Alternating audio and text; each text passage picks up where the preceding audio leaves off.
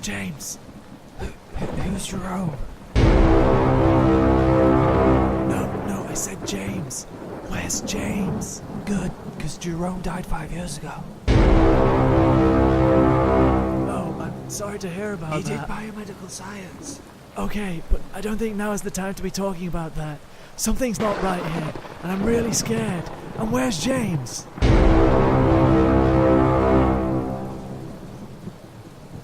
He was black.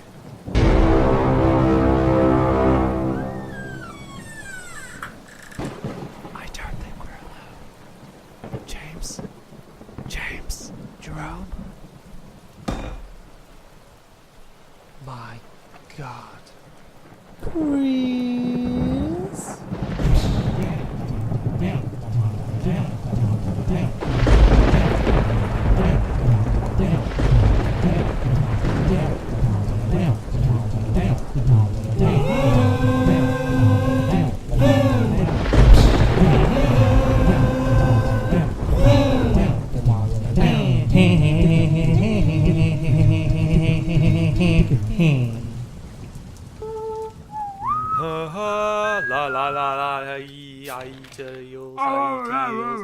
Ideals for tea. Eels for tea. La la la la. Oh no, brown slut. You ready? Hey, hi, ho, you. Okay, let's do it, guys. Is it recording? Yeah. Okay. 3, 2. Hello and welcome to the Halloween special. If you're not scared, you should be, because I'm sat right behind you. Wow. Oh yeah, boy. I'm sat behind. Hello, everyone. Welcome to Live from 45. You're with me, Chris, and these two spooky assholes, Ricky here. Oh, hey, it's me, Ricky. I'm here. And James Robertson. Hi, I'm James. In the spirit as always. Yeah. yeah. This is my scariest voice. Fucking hell. I just shit myself. I know, terrified. I shot myself before we started. Okay. I just constantly piss myself. Yeah. It took us less than 2 minutes to start talking about shit. And Yeah, it is Halloween, you know. oh, yeah, by the way, we're talking about Halloween today. Yeah. Since it is pumpkin season, the one thing I will say is affiliated with is Halloween. Yes. And, you know, there's always some spooky stories. Well, I got one, y'all. So where did it all come from, Halloween? Halloween has been around for a long time, in fact 3,000 years. Oh, shit. Yeah, it started as an ancient pre-Christian Celtic festival Okay. on the 1st of November, Okay. back at the start of their new year, the Celts. So their New Year was actually Halloween. Yeah, well, no, it wasn't Halloween, it was the 1st of November. Oh. And it's really interesting how Halloween came about. Yeah. So we'll start right from where Samhain is, and this is the festival. That So they this is called it. 3,000 years ago. Yeah, now, 3,000 we're years talking. ago. And where are we? So for Celtic, we're in Ireland. Ireland, yeah, Ireland yeah, at the yeah. moment.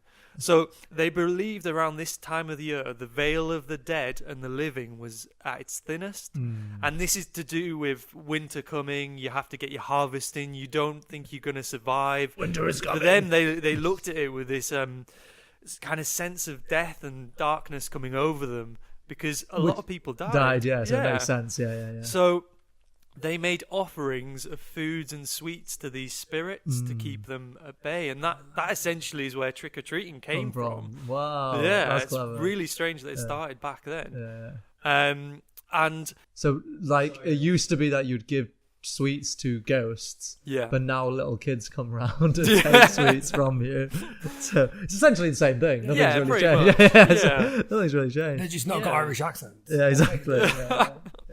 So this is where it gets really interesting, and Halloween actually kind of formed to what it is today. In the early century of the first millennium, Christian missionaries showed up and wanted to change the religious holidays of the Celts. So rather than obliterate the existence of these pagan holidays, such as Samhain, they tried to transform it. And what they did was they said that, hey, all those supernatural deities that you worship, they're evil, they're demonic, they're scary. We don't really like them. Yeah. Pretty shit. Yeah. Like, we're gonna slap a brand new Christian holiday on the 1st of November. So is this where the sexy cats come from? Is that This is the You need origin. to rebrand. The missionaries were dressed as sexy cats. You need some sexy animals up in here. Come on. This is what God wants. I love how this is supposed to be religious, but they're like, actually, you can kind of keep what you do. We'll just mix it up a bit, man. So this brand new Yeah. Christian holiday was called Saints' Day. Saints Day. Saints' Day. Yeah. And so they said that on the 1st of November, everyone should worship the saints. Mm-hmm. And as we all do in our household. on the 1st of November. Yeah. So All Saints became known as All Hallows. All Saints, This is what the Celts referred to it as. And it was the night before Halloween that the people continued to celebrate and in the spirit of Samhain and the Wandering Dead. So they celebrated the night before All Hallows. All Hallows Eve. You see what you guys are getting it. Oh, yeah. And eventually that became Halloween. That's crazy. So it's basically a Celtic pre-Christian New Year celebration that over the past couple of thousands of years lost its pagan context and transformed into a large secular holiday that we have today. See, that's interesting because we actually take it back to its roots, and we do like Halloween or Hallows Eve, and then the day after All Saints Day, we just listen to All Saints. Exactly on the pit. But so Dressed as goose. what I'm not Ghosts? goose. Yeah. Changed it up this year. Just so, Poltergeists. from your research, what you seem to be telling me is that it's not real. Is that what you're telling me? I think so. I think, What I there's- think's interesting about it is the whole thing that people probably assume it comes from like early America. Yeah. I guess that's the idea of the pagan Christians, early Christians going over. But that's you're so true, because I thought before Chris said any of this that it was an American holiday, but it's not. It's complete. No, it's not. Crazy. They just commoditized. Commercialized it. Commercialized it. Well, no, I mean, I'm assuming they would have taken the Christian values of All Hallows, not All Hallows Eve, but I guess, or All Saints Day, and then kind of taken that over, because I'm sure it was. Well, this is 2,000 years ago. So it was only 400 years ago we went to America. So So, but that's true. In America, I know it's a lot more of a big deal. So I know over here we go trick or treating and stuff like that. But over there, it's like an actual holiday type thing that people They do. take time off. And They take like 4 weeks off in preparation. they start hitting the gym 4 weeks It early. takes a while to get that eyeliner for the whiskers. Well, no, they sacrifice a goat to the great pagan god. No joke, but that's what they used to do back then. Celts, they used to sacrifice because they believed that taking from the earth by sacrificing an animal and giving back to the earth, they were kind of appeasing it. And See, to me, that makes more sense than what we do now, though. But I guess now, as we said, it's just a commercial holiday. No one believes in, witches might still believe in it and stuff like that, but witches and bitches.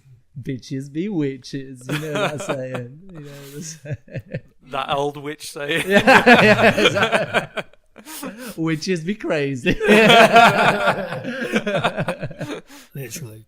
Yeah, you would have thought people might have brought it back, and it would have been a bigger thing in the UK with the kind of ancestral history of the Celts and stuff. I guess America, like you said, just kind of commercialized it, took it over. And I think because of the way American suburbs and places are structured, it makes more sense for it to be a bigger. Yeah.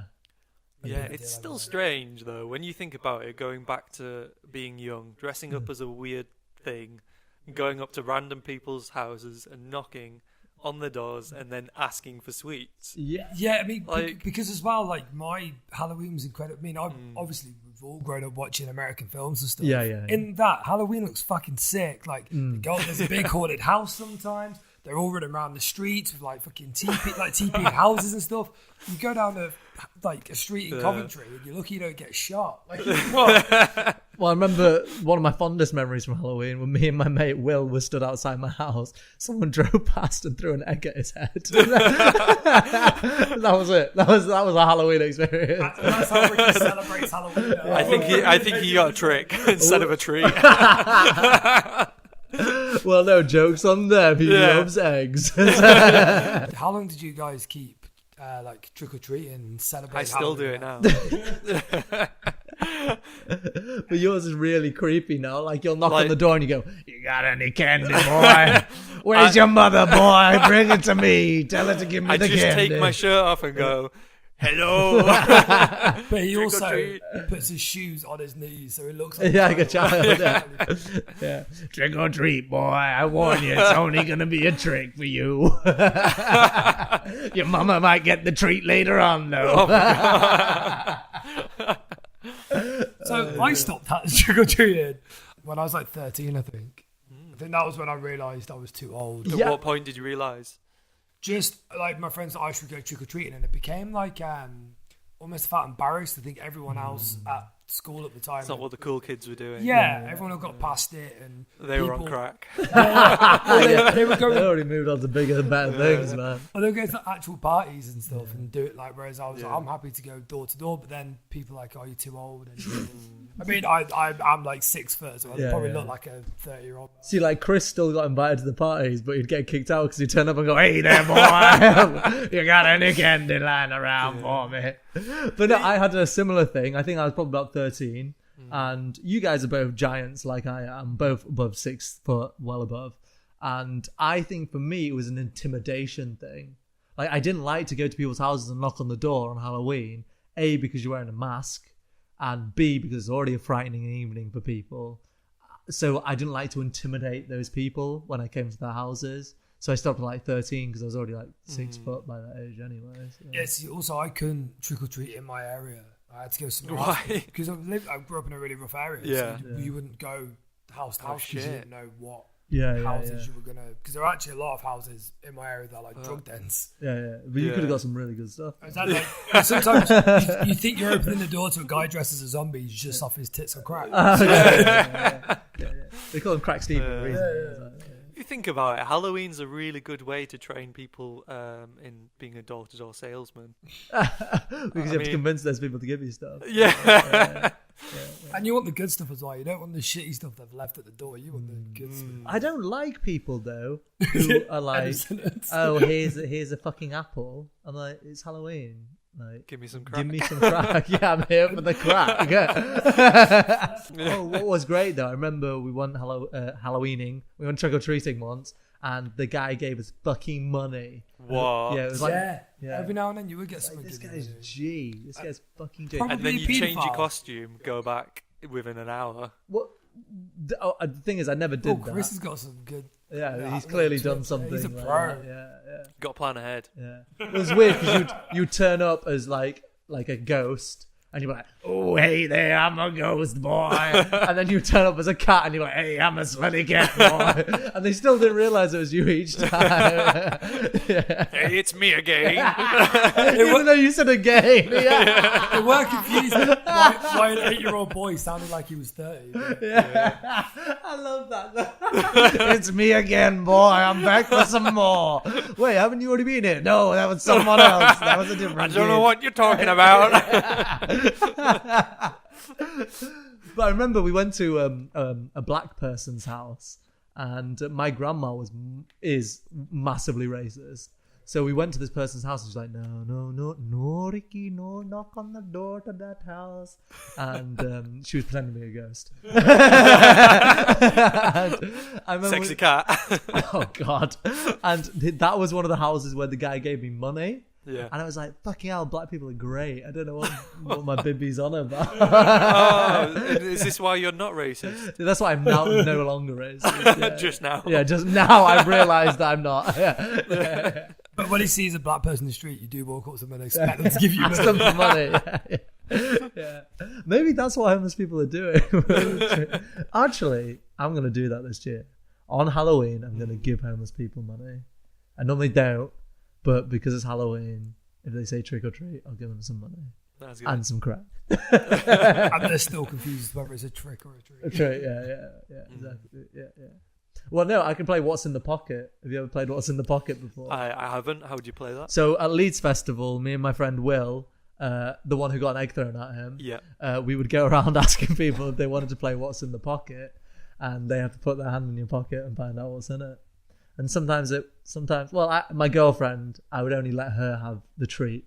Oh god. Which was my floppy, small, flaccid penis. Oh. That was the treat. That was the treat. I thought you were going to turn that around and subvert, but no. No, it wasn't. Wait, so it's exactly. I play by the book. What you get, you know what you're gonna get. You know, that's the saying. What you get, you know what you get.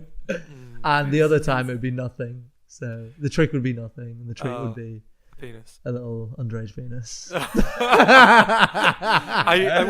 don't know why we're playing this game, and I don't know. We should. You said you played it at Leeds as well. Leeds Festival. Yeah, like really specific. Yeah. No, that's when we played it. Yeah. Legally, I'm no longer allowed to play it. That's why.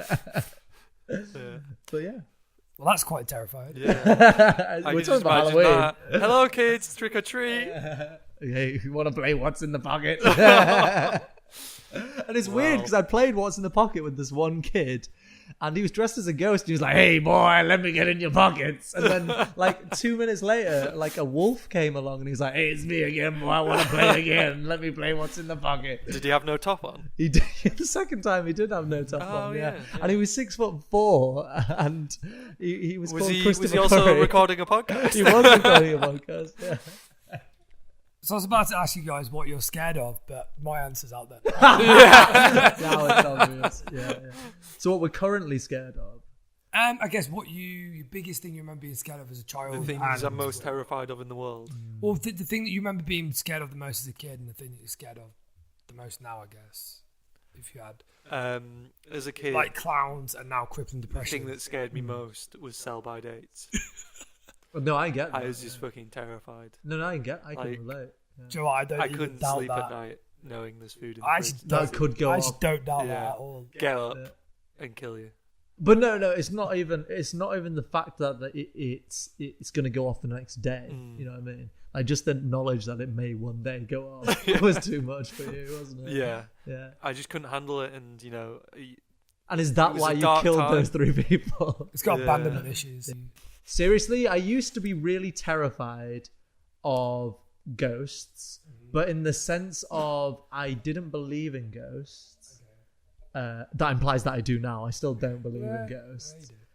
Well, a little bit. No. But it's the fear of the unknown, isn't it? I'm alone in my house and I hear a noise upstairs, and it's obviously the boiler or something like that. Yeah. Because the boiler often goes, "I'm gonna kill you." I'm a ghost living upstairs. What are you looking at? So I was just like, it's obviously the boiler. Or the paedophile down the street. Yeah, exactly. See, I used to kind of do that where I'd go, it's obviously not going to be a ghost. Yeah. Why would a ghost make a creaky floorboard? It's a ghost. See, but then I go, the ghost wouldn't do that. But a serial killer would. Fuck. You see, I used to think that way until I saw Paranormal Activity as a child. Yeah. And it was one of those cases where you have to sneak in, you give a false age just to get in. Name. Give a false name, false gender. And I am a woman. Hello, it's me again. And I snuck in. I'm back for more, boy. You didn't let me in last time. I've got like this guy, and he sounds really old. Yeah. And, I remember laughing for about half of the film. Thought it was hilarious. I was like, this is great. Like, the socks flying around, Yeah. And then there's one bit where it just hit me. And the camera is in the top corner of the room, the bedroom, and all of a sudden the guy's leg gets pulled out of the bed and he gets dragged out of the room by nothing.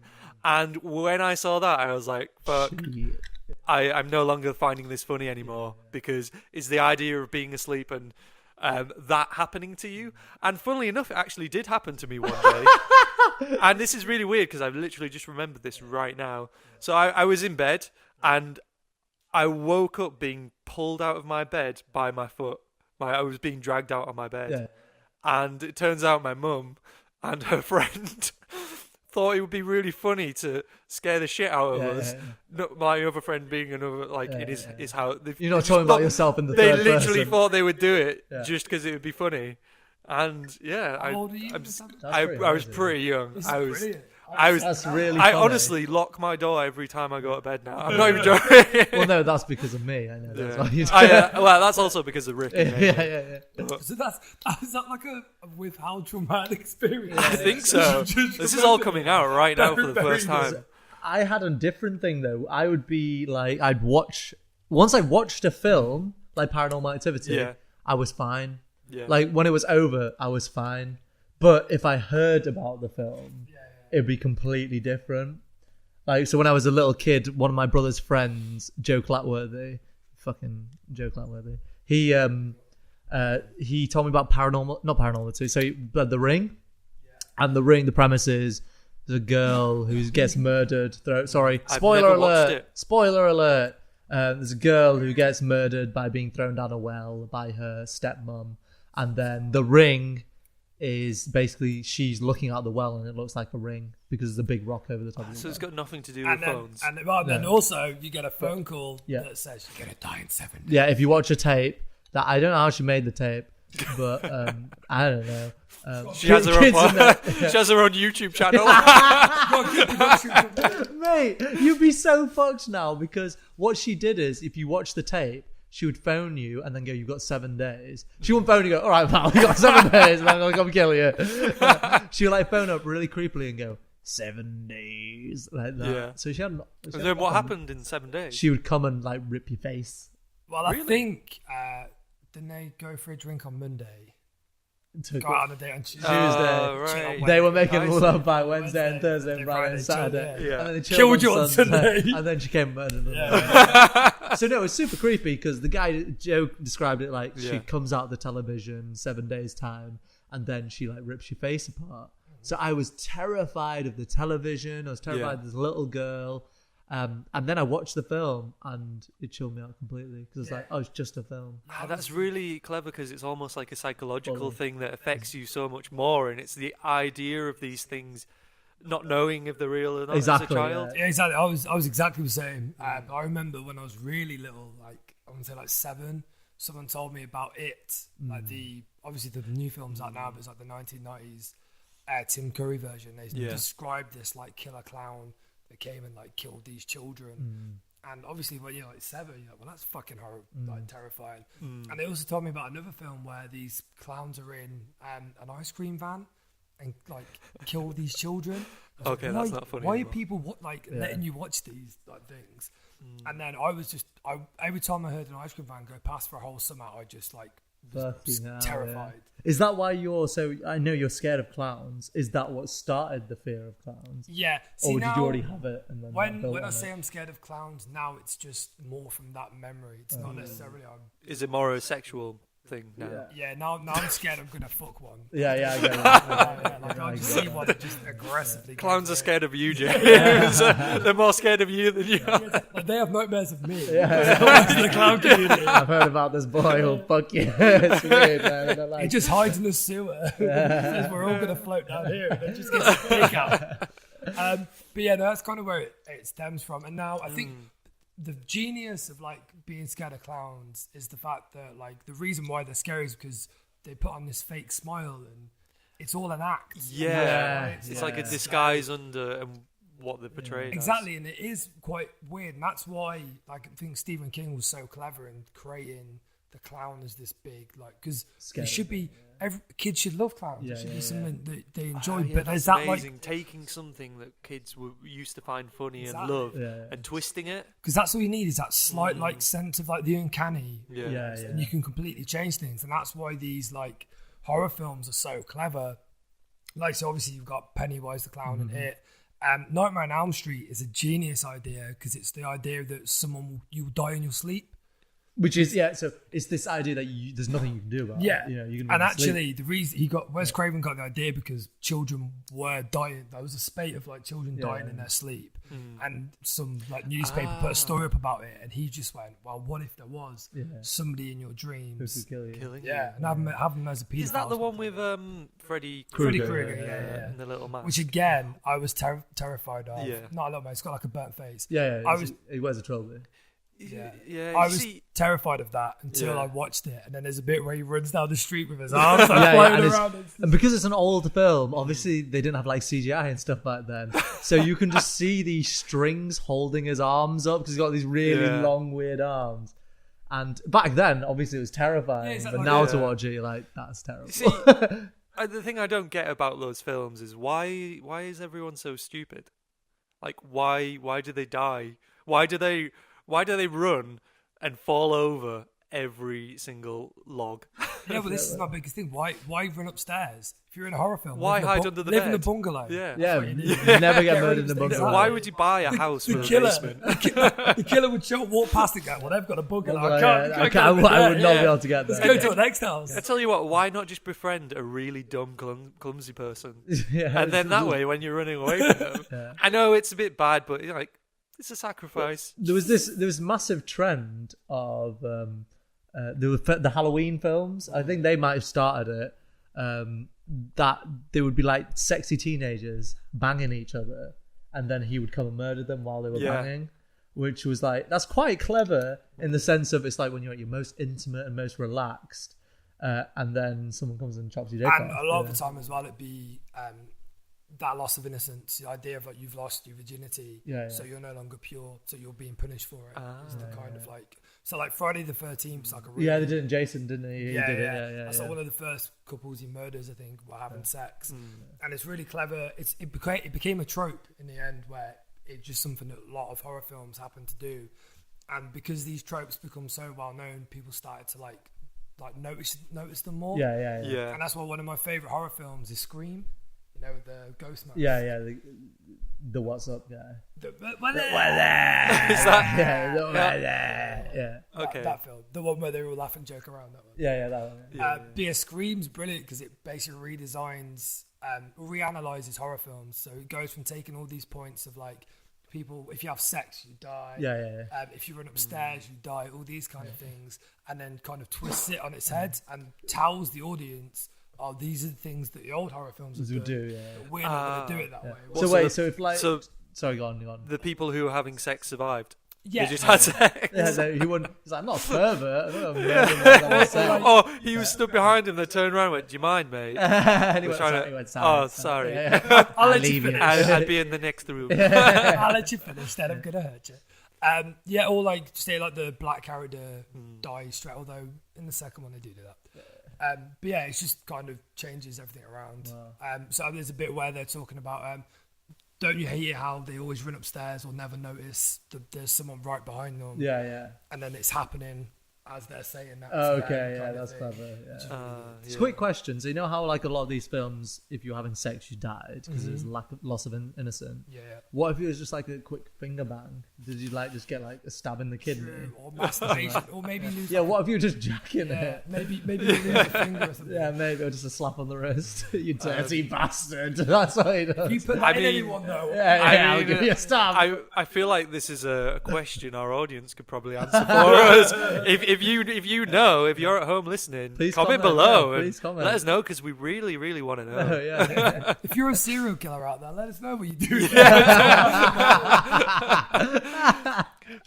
Live from 45, the #1 serial killer podcast in the UK. Well, most of our listeners become serial killers. After watching this.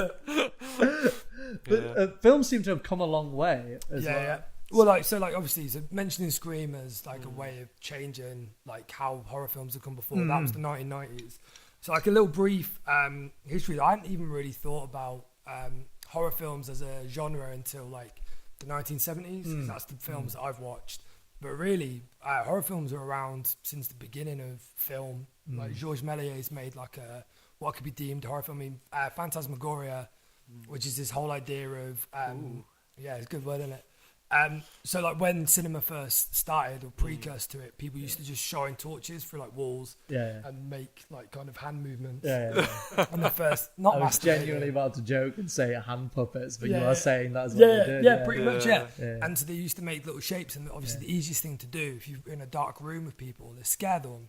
And this was just kind of like before, like around the Enlightenment, so people were still a little bit in this believed in supernatural. Exactly, like, so it was demons and easier stuff. to be scared because you actually believe those things exist. Exactly. Yeah. So people started to do this. They started to have people dress up. Like schools were a motif that we used a lot.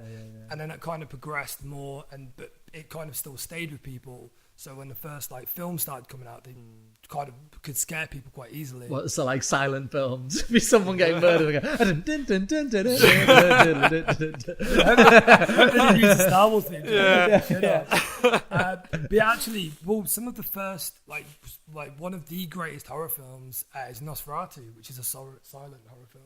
Wow. Yeah, which is obviously Nosferatu the Vampire, which is deemed one of the best horror films. Well, that said, that's 1920s. It's not a film, but like for instance, Dracula, the book by Bram Stoker, is a terrifying book. And now, if I read it, it wouldn't be that scary. Yeah, I was just about to bring that up. Like, it's funny how we've almost become desensitized to horror. To what used to be like scary. other things, you could say violence and The interesting thing with the books, like just going back, that is the fact that when people first started making horror films, they went with literature. Gothic literature was obviously a great thing to take from. So Frankenstein, Dracula, that's like the 1920s. And then when you got through to like the, I guess like 50s, you start to get Hammer horror, like the British company was Christopher Lee. Okay, yeah. So they did Dracula and stuff, which now is incredibly campy. Yeah. Like a little bit like ridiculous, but I'm gonna suck your blood.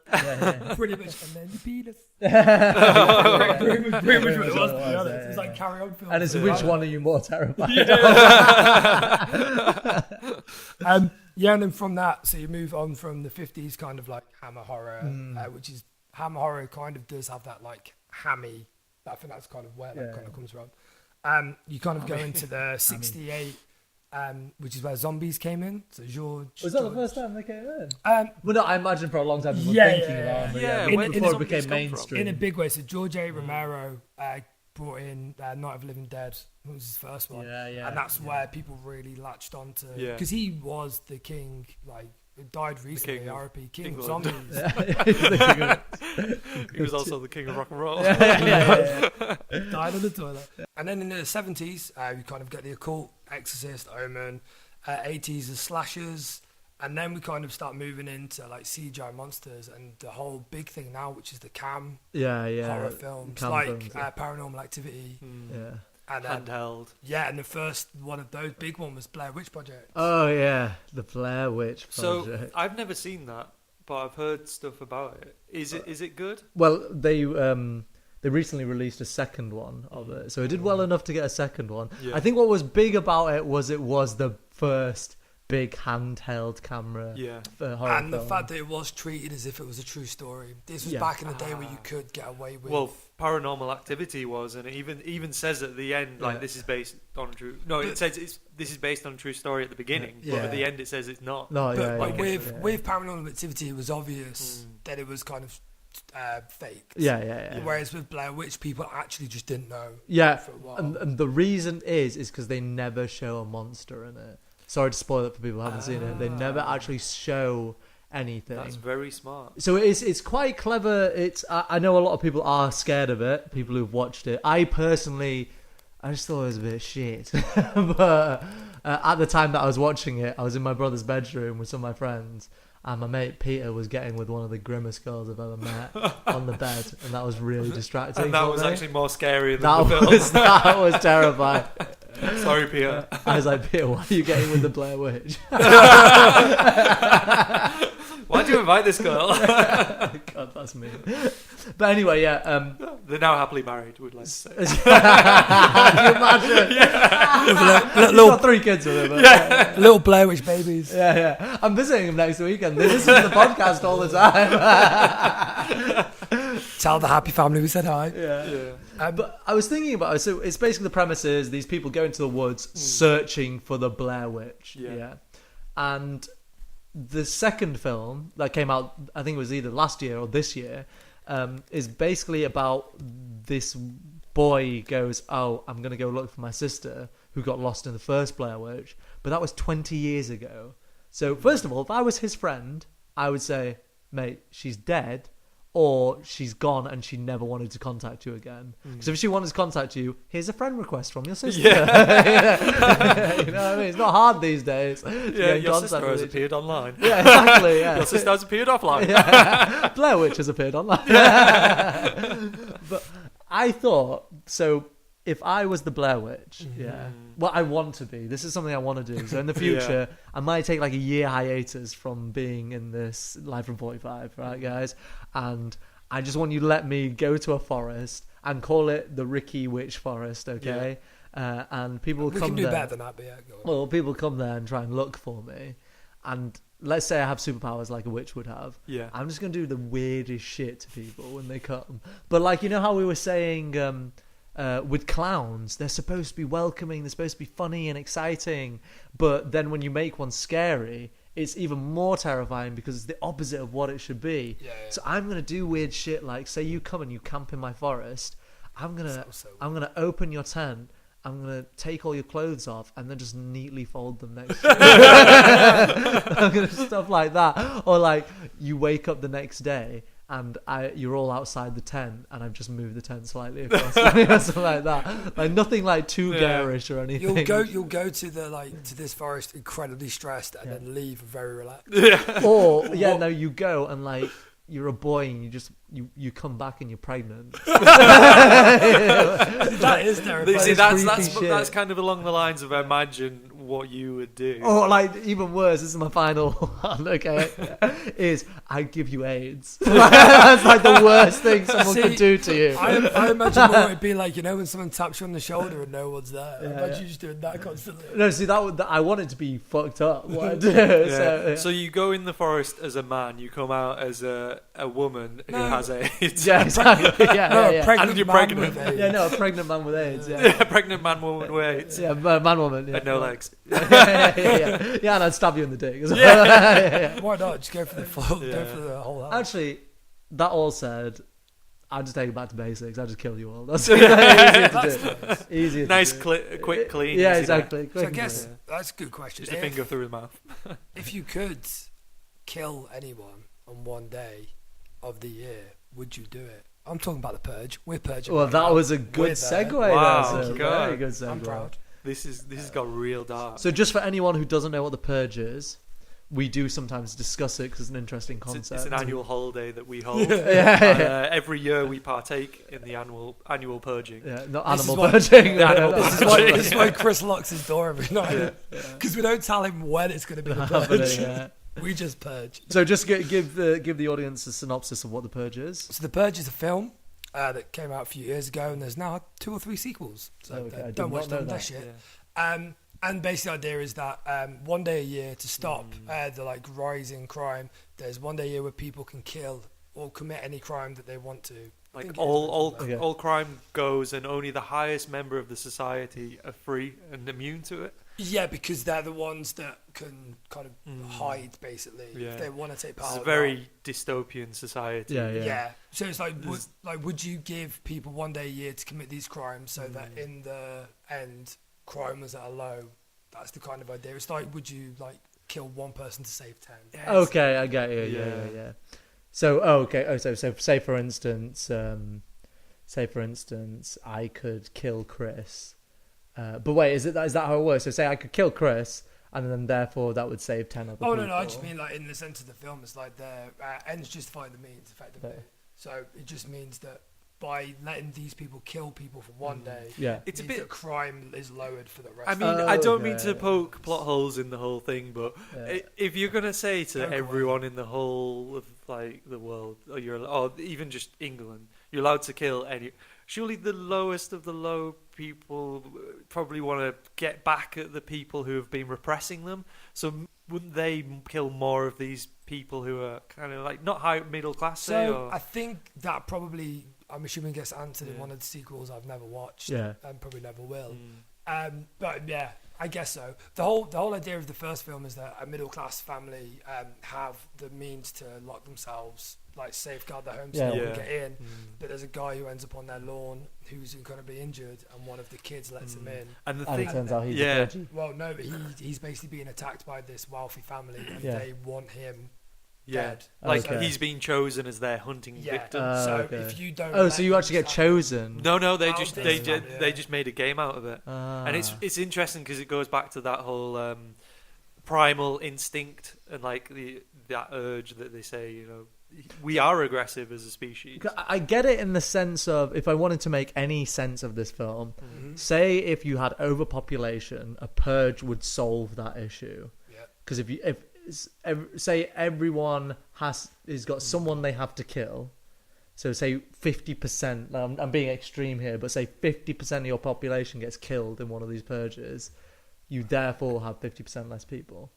But then again, say like the person who gets killed is like a big bank owner. Or what the fuck happens there and stuff like Albert that. Einstein or someone I thought, famous. for some and- reason, I thought you were about to say like Aldi, like the guy who owns Oh, the Aldi. guy who owns Aldi. yeah, like, yeah. what if he dies? Yeah, so what would we The do whole then? economy will collapse. I think the idea of it is that because it's wealthy people that tend to take part because they're the ones that have the means to buy these weapons, and they're also the people that like kind of can. It's almost like the wealthy people are evil. It's that kind of conceit that they're all trying to get at us anyway. I kind of get it because people like to think wealthy people are evil, and the poor man. Trying to fuck us, I'm poor, so fuck you, wealthy people. yeah, I'm gonna fuck you on the purge. But if you could for one day, and there was no repercussions, one night, 24 hours, you could go out on a murder spree, would you? No, I wouldn't kill anyone. Maybe. I'm too much of a puss. No, I couldn't do it. Yeah. I don't even like killing insects. Same. Like, I can't. If there was a wasp in my car, Yeah. which I hypothetically owned, I wouldn't kill the hypothetical wasp in my hypothetical car. That's a nice hypothetical. Yeah, but what about this one night called the Purge. Purge, where The wasp all purge. insects. But that's true. To humans, I guess that's kind of what separates us from other animals in a way. Like killing things, even if it would be beneficial to you to kill it, we find it difficult to do it sometimes. I have seen things though in the wild and kind of nature documentaries where, for example, say there's a gazelle and it's being pulled into a river by an alligator. Yeah. I've seen two hippos go over to it and like stop that alligator from pulling the gazelle into the river. No way. Just randomly did it. That's weird though. That doesn't make any sense. Why Yeah, would it they kind do of doesn't, that? does it? Yeah. But they walked over and stopped this animal from being eaten. How did they do it? Excuse me, Paul. You leave him Oi, alone. Get Leave the him fuck alone. off! Get the fuck off, Greg. Greg, come on, Greg. This is the third time today you've done this. I'm not going to save you again. It's tradition of African accents we did there. It's this woman in Ireland. She says that her apartment has been invaded by poltergeists. What? Another thing that obviously separates us from animals is cannibalism. And, well, I guess, you know, a lot of animals actually commit cannibalism. So, for instance, praying mantises, when they have sex, the female eats the male. Black widow spiders, the reason they're called black widow spiders is because the female eats the male after they have the sexy time. Like, he gets on top and he's like, oh, the sex, and then she eats him. Yeah. And that's happened to me 3 or 4 times. You've been eaten alive. When I was having sex with a black widow spider. And even mice. If a mouse, if it has weak babies, it will eat the weak babies. So the question I thought about is, why do animals do this and why do humans not do this? But then it turns out we have for a very, very long time been doing this. So since the 1950s, there's been research going on into it, and they found that archaeological studies have found that for centuries and centuries, or even possibly thousands and thousands of years, humans have been committing cannibalism, and it was possible that in early humanism, that 10% of the protein we got in our diet was from eating other humans, Wow. which is crazy if you think about it. And I thought about, why do animals do it? Because animals don't act off emotion, they act off logic. And it turns out that if you eat something that is similar to you, it has the highest amount of nutrition that you can take in, because it has already removed all the things that you can't process. So you're eating something that is almost exactly what you can process. So if you eat another human, you're getting exactly what you need, basically. That is terrifying. It is terrifying. With some fava beans and a nice candy. But I'm not saying go out there and, eat humans, because obviously it's not cool, for starters. Yeah, that's the only reason. Yeah. And secondly is obviously diseases. So a big thing is if you eat something that is similar to you, you have the highest chance of catching a disease from it. So if I ate a beetle that has a disease that other beetles can catch, I couldn't catch that because I'm so far removed from that it's unlikely I can catch it. I'm not guaranteeing that it could also be possible, but so don't go around eating beetles because it's not. I can't catch it. Don't do it though, because it's not key. But so for instance, the disease I looked into is a thing called Kuru, and there's a tribe called the Foray people of Papua New Guinea. And it started around the 1920s. A disease called Kuru started spreading amongst them. And the word Kuru comes from the meaning, which is shaking. And it is the first symptoms that people would get of the disease. And the other symptoms were things such as tremors, that people would walk strangely, they had slurred speech, and they were also prone to emotional instability and unprovoked laughing fits. Chris, do you have a Kuru?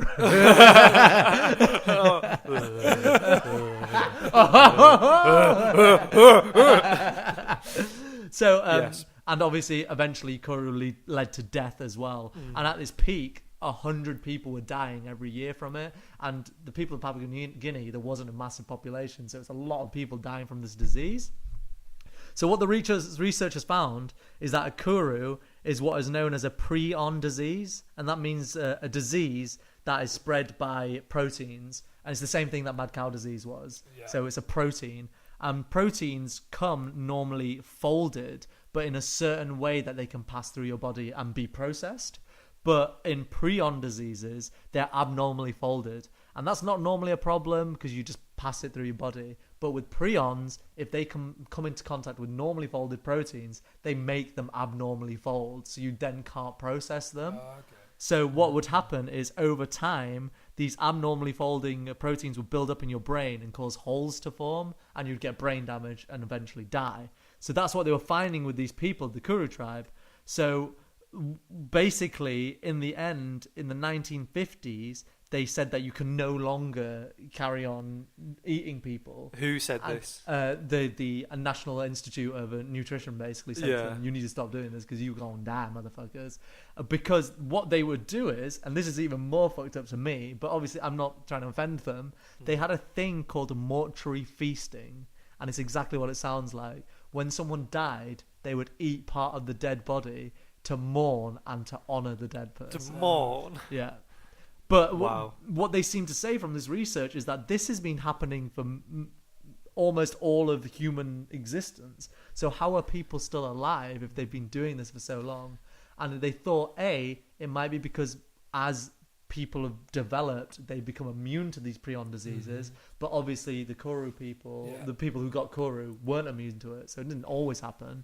So they then looked into why have not more people died from it than they would expect to, And what is really interesting is a lot of diseases that you can get are from like touch or from sneezing or coughing, as you normally expect to get. But if you kill the person and then eat them, that disease is no longer being spread.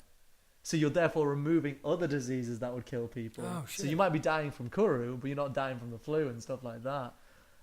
But still don't go out and kill people and eat them because it's not So cool. also, did like these tribes, did they know that it was like, did they see it as a disease, or did they see it as like, because I know quite a few tribes that might believe in deities, or like, did they think it was like zombies or So I Or don't. is that just like Western culture saying it looks like zombies? With the Papua New Guinea people, it must have come to their attention that this wasn't right. Yeah. But that's only because it's modern. This is the 1950s that this got yeah. investigated. You know what I mean? But I know a long time ago, people like when there was voodoo going on and stuff like that, they might have not even thought about it. They might have just thought, "Oh, this is how you taken the soul of your ancestor, and this is what happens to you." Well, yeah, there are a lot of kind of like rumors of how to do this, like digesting parts of people is like you do take on the soul. It's like old like myths, like kind of originate like Native Americans supposedly don't want you to take a picture of them because then you capture their The soul, yeah. So yeah, like They're not really photogenic as well. Yeah, that's the main reason. Yeah, selfies only. Oh my god, take it again. Take a picture of yourself. Does your soul get taken? I'd assume they'd imagine so. It's like an old wives' tale like myth. And thing. All those old wives talking about the Native Americans. That's all they ever talk about. But voodoo is really interesting, obviously because it was like really prevalent in New Orleans. Yeah. And I've actually been to New Orleans. And Show it off. And I went to a shop. That was it. Went to a shop in New Orleans. That's it. That's the the story. So thanks for listening, guys. Have a good time, guys. Okay. I went to a voodoo shop, which is called like Marie Laveau's. Yeah. And the reason it's called Marie Laveau's is a famous like voodoo priestess in New Orleans from like 1801, and she was a hairdresser. And what They usually But like what she'd do is she'd like cut a lot of the higher like wealthy people in New Orleans hair. And they made dolls out of it. And but I think that probably was involved. But Sniff the hair. she'd learn their secrets and things that they knew Through about. their hair. That's what I do. Through the hair. And you motherfuckers don't listen to me when I say to you, I'm going to cut your hair and learn your secret. They whispered Yeah, the you hair, don't they believe whispered me, things. yeah. But no, so yeah, she'd cut people's hair, but she'd also do these kind of like voodoo things on the sides. Really So hairdressers and voodoo on the side. hairdressed by day, voodoo on the night. But like what's funny is that she had a daughter who was also called Marie Laveau, who suspiciously looked a lot like her. So this theory is that she never died, that she just kept saying she was having children. And there was a guy in New Orleans who said that there's two Marie Laveau shops. The one I went to, which is just kind of a normal shop with like little like voodoo type like things. yeah. And you can have like your palm read and stuff like that. Yeah. And there's another Marie Laveau shop where the woman behind the counter looks mysteriously like Marie Laveau. Oh. So this whole Did you go and see her and say hello? I didn't, Joe. I really wanted come to. on. Yeah, is the that cheeks you? up. Cut my hair and tell me my secrets. But it's interesting that this, even though it's such an old, voodoo's obviously gone, but tarot reading and all these things are so prevalent in New Orleans.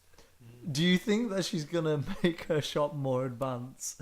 Like, nowadays, can you go and go, can you give me a backsack and crack and read my secrets from it? A backsack and crack and tell my future. Like most people get their futures from the tea leaves, but no, you get it from the arse hair. Yeah, she's like, I don't usually do this, but but you must have been here. You'd be surprised. A lot of people ask for this. Yeah.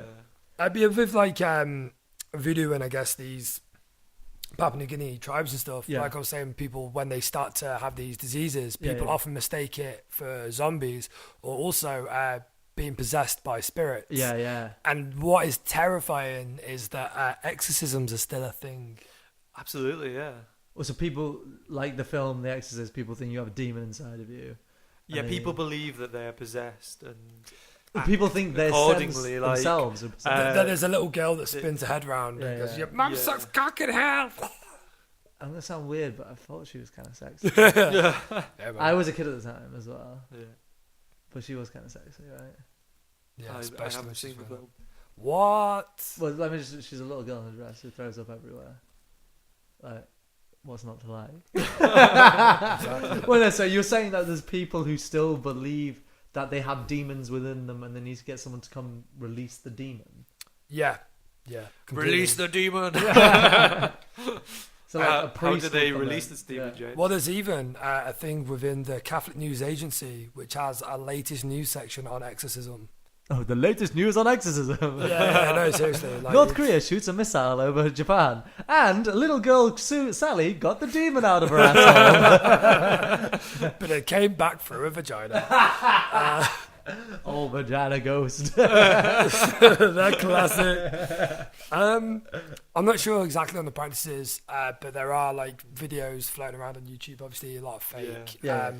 Of people being like tied to the floor, and like the power of Christ compels you. Yeah. Way. I did actually see one story about 3 very attractive women in America who were exorcists, and they would go around America performing exorcism on people, but they were just 3 attractive women. Just like in the street. They're like celebrities, but that that's what a lot of religious groups do. There's like a standard marketing tool, isn't it? Yeah. You send out 3 hot girls and you get them to go around and be like, "Hey, I'm gonna exercise." Isn't that how we actually recruit people to listen to our podcast? Live and 45. Yeah. We send out 3 hot girls. But we possess them first, and then they listen And to the then podcast. Yeah, with a vagina ghost.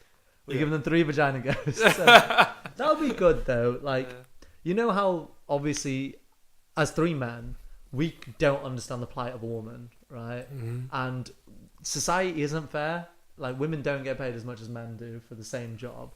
But why not give them something? Why not give them like a vagina ghost? And like, that's something they can experience, but men will never experience. You know what I mean? Like, it's something for them. You know what I mean? What does a vagina ghost do to you? It's just a ghost that's in your vagina. You know what I mean? How do you know all women don't already have a vagina? Ladies, are you upset with the gender wage gap? Yeah. We've got something from Life in 45 just for you. No one else can have it, just a little vagina ghost. What does it do, you ask? It just rolls around in there, whispering sweet nothings. Exactly. Like, Chris, you had sex with a girl once and she was going, ooh. So that was the vagina ghost, not Guys, that never happened. I'm still a virgin. We've been lied to. There's nothing funny about being a virgin, Chris. Yes, they would sacrifice you. But weirdly, there's actually an exorcism ministry as well. It's very weird. The Ministry of Exorcists. Yeah. Sounds cool, but it's not. But the thing that happens a lot in these cases, I think, weirdly, it happens in America a lot. But also in other parts of the world, like the Papua New Guinea tribes, rabies can be a cause of people acting out as if they're possessed, like a demon-y, zombie-y person. Yeah, or also like a zombie. There was actually not rabies, but these guys in America took bath salts, which is just like meth, right? Yeah. Effectively. It's the stuff you put in the bath to make it smell nice. Yeah, exactly. Yeah, you get it from the Lush. Exactly. Yeah. That's why I get to Lush. Yeah, but these 2 guys obviously got a bad batch of these bath salts because they were on a freeway in America eating somebody. Really? Wait, They ate somebody. So they took bath salts, which made them go fucking mental.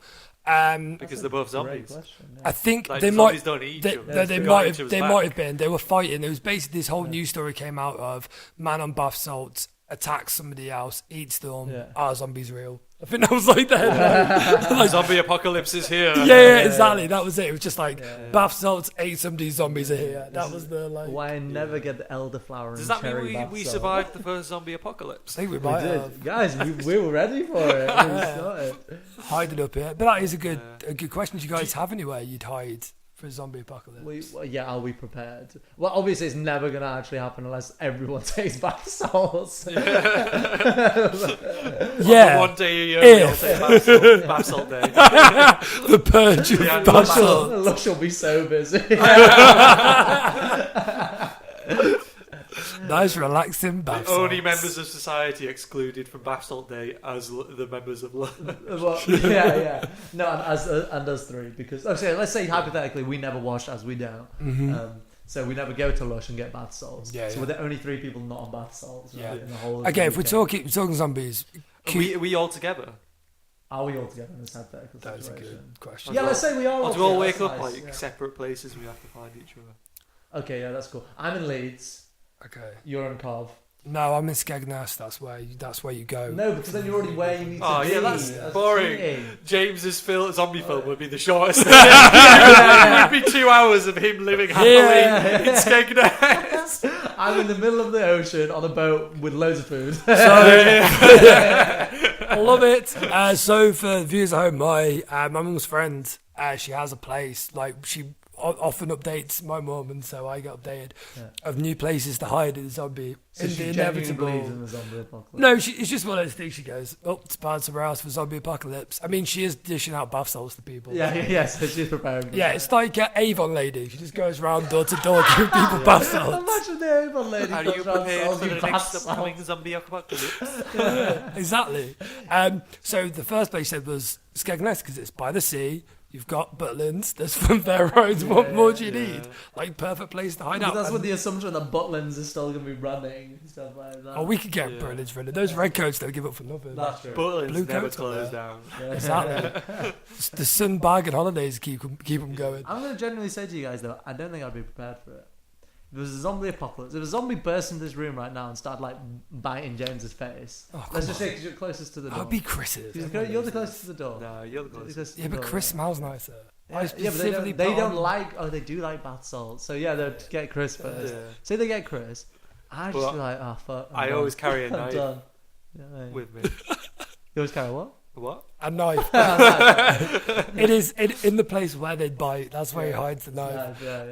But this is the question as well. This is another key point. What are we talking? 20 days later, Rage Zombies or George A. Romero? All right, Slow Rage Zombies? Zombies. We're all Yeah, screwed we're up. fucked. Yeah, it was I nice. It was nice doing this, I guys. don't like but that. like, Nobody enjoys cardio. Yeah, I've never done cardio. I didn't know cardio existed until the doctor said you need to do more cardio. you piece of shit. I'm out of breath climbing upstairs sometimes. Just don't help me away from fucking The only zombies. time I'm not talking on this podcast is because I'm needing to breathe. If you guys at home ever hear in the background, that's me. Now, if you tell me that the nearest safe point is Greg's, I'll run back. I'll be there. And the state base are about to run out. I will be there. Samurai sword or shotgun? You haven't got infinite shells in the shotgun. Samurai sword. Samurai sword, because shotgun alerts the zombies to where you are. Yeah, but maybe you want to. Yeah. Maybe you want to die, The James. sweet release of death. James, the thing is with you, you pigeonhole people. Right? So let's say we see these zombies, yeah? And okay, zombies need to eat food. Okay, sacrifice a human. Give the human to the zombies. Let's say on a random day of the year. Let's say on November the 1st of every year, you give a human. You sacrifice a human and give it to the zombies. Yeah. The zombies come, and in return, they plow the fields, they make corn, they make all your food and produce and everything, and then you just do that once a year. What about then? That would solve all our issues. Yeah. Can't we And just we get just along? give it a name. We'll just give it a name like, I don't know, what's the day after the 1st? So it would be Hallows, wouldn't it, on the day of that? So let's say the evening before we do it, and we call it Hallows Eve. What do you think about that? Oh, I like it. Yeah. It's And we'll nice. call it trick or treat because the trick is the treat is you open the door and there's no zombie there. There's some vegetables because the zombies have plowed the field. And the trick is you're the family who are being sacrificed to the zombies. So you open the door and all the zombies I was come going to in say, and this kill is you. the shittest zombie film I've ever watched. But actually, I'm going to like it. Now that's Coming called around that. to it. Yeah, the trick part, I'm a fan of that. Yeah, there you So go. does this mean if the multiverse theory is true, there's actually a reality where Where that's we're all zombies right now, Yeah. and other people are normal? Normal people are zombies. The thing is, the zombie version of the podcast has got a lot more listeners. Zombies would understand this bullshit. Yeah. And they're a lot more intellectual. Yeah. Brains. I do believe in ghosts because I had a little experience. You have? And now it's time for our frequently asked questions. Questions. Okay, so today we've got a question coming in from Jason Vohoy. Jason Vohoy. You don't want to mess his name up. He'll fuck you up. Boys. Boys. Oi, boys. VOORHEES. I really don't like this guy. I don't know who he is. Big fan of hockey, apparently. Like, Yeah, he looks like. I he's like a my guy. name simple. And his question is, what's the scariest film you've ever seen? Oh, that's That's actually a good question. Yeah. Do you like scary movies? My gotta be a film called Wreck. Right. Oh yes, Yeah, yes. it's like a I have seen that. Spanish horror film that like Yeah. weirdly I just watched on a laptop, but it is actually scary. and it's a handheld Cam which film, normally yeah. I hate, like, but it just works really well. Like it's basically like a rabies zombie modern. No, but it's like supernatural as It well. does, There's yeah. priests that come in. So and- it's supposed to be like a news presenter, isn't it? As well, who's gone to go Yeah. investigate this like weird crime scene. but he's a priest as well. Is that? There's a priest in it. There I is a think, priest yeah. in it. I'd be thinking of Wreck too. Yeah, you are, because it Ruining it. goes a bit more. God Yeah, damn it, spoilers. Chris. Goes a People bit more now to know much. there's a Yeah. You shouldn't have said "God damn it, Yeah. Chris." You just gotta go fucking hell, Ricky. Because now you've taken the Lord's name of it as well. so you're Scariest fucked. film I've ever seen is Gone Girl. Well, yeah. That's, Okay, yeah, It no, still that's- terrifies me yeah. to this day Yeah, that yeah. If you've not you seen could the be end in of a it, relationship and all of a sudden she just turns around and kills you. Yeah, that is terrifying. I was gonna put the spoiler warning in there. You got there a little bit too fast, but everyone should know by now. Well, If you ever Yeah. seen the film and we talk about it. Yeah, you're an idiot if you haven't seen it. Basically, Yeah, if you want to be in a happy relationship, don't watch this film. Yeah. No, if you're a girl and you want to show your boyfriend that you're so good to him, you should watch that film. Yeah. Look, baby, I ain't murdered you yet. If you're a girl and you never want your boyfriend to cheat on you, Yeah, you should make him watch that film. When someone goes date night, romantic night in, what film should we watch? Gone Girl. Gone Girl, straight away, Always, straight yeah. away. Anything gets my puss wet. It's Gone Girl. James just spies water back. All right, Ricky. So the scariest film I've ever Fucking seen, it's probably Love Actually. Like the idea that people think that's what love should be about. Like it just gives people an unnatural, view of what relationships are. And I don't think I could ever supply that to someone. Okay. So it's terrifying. Say if I meet a girl and she's the girl in my dreams and she watches Love Actually and then she wants that to happen to us, it's not possible. And that's terrifying to me. No, it's just me. I think maybe just you. Like it's just an obscured reality. It's like I'm watching it. I'm like, this would never happen, but everyone's acting like things are normal. You know what I mean? Theresa May would never dance To be around fair, number you- 10 to fucking Van You Halen. do that with every film, Ricky, though. Like, we'll be watching Avengers and you'll be like, this would never happen. I'm like, why has that guy got a hammer? That's so powerful. We were watching Star Trek. This is not happening. It's not possible. That's why I'm always scared. But weirdly, Halloween, that could definitely happen. The amount of times someone tried to kill me during sex. Yeah, I've always wondered why you watch Love Actually on Halloween. Mate, don't even. Just talking about it is making my skin crawl. To be honest. Yeah, he sits in a dark room on his own. Why is the guy's a cokehead and he gets with the lady in the end? None of it makes sense. What to Love me. Actually have you seen? Well, the guy who plays the main character in it, the president in it. What's his Prime name? Minister Hugh Grant. Hugh Grant. Fucking He's a hell. fucking cokehead in real life. Yeah, but he's not actually Hugh Grant. It's Hugh What? Grant. See, playing now the you're character. scaring me even more. Like, you're not making sense now. It was Hugh Grant. I saw the film. Hugh Grant, played by Hugh Hugh Grant. Grant. Exactly, yeah. I mean, most people would Hugh argue. Grant, played by Matt Damon.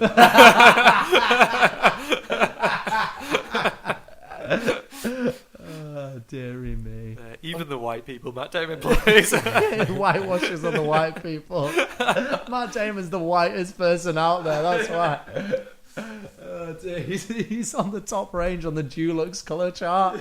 You go white, and then Matt Damon. He's basically a ghost. He's translucent. That's what it is. He's the absence of light, absence of colour. So, Jason, hope that answered your question. Yeah, I think that's it. If you ever want to be Boy, terrified, but behave, Regine. you should watch Love Actually. I think that's the conclusion we came to. Yeah. Yeah. Well done. So we hope you all haven't shit yourself, Yeah, but we all did. we have. Yeah. Yeah. But we don't like to talk about it because it makes us sad. And finally, a word from our sponsors, Wikipedia. They bring us this fact for the Halloween episode. So it's about pumpkins, very relevant to Halloween. Ooh. It says that the average human consumes 1.3 pumpkins in their sleep every year. I knew I tasted pumpkin spice. Yeah. Well, once again, you learn something new with Wikipedia. Exactly. Always bringing me new facts a little bit. I'm going to tell all my colleagues tomorrow. They won't think you're insane. They'll think you have you that heard about Kuru disease. I just keep shaking a lot, just muttering pumpkins. So happy Halloween, everyone. Thank you very much for listening. It's goodbye from me, Ricky. Goodbye from me, Chris. Goodbye from me, James.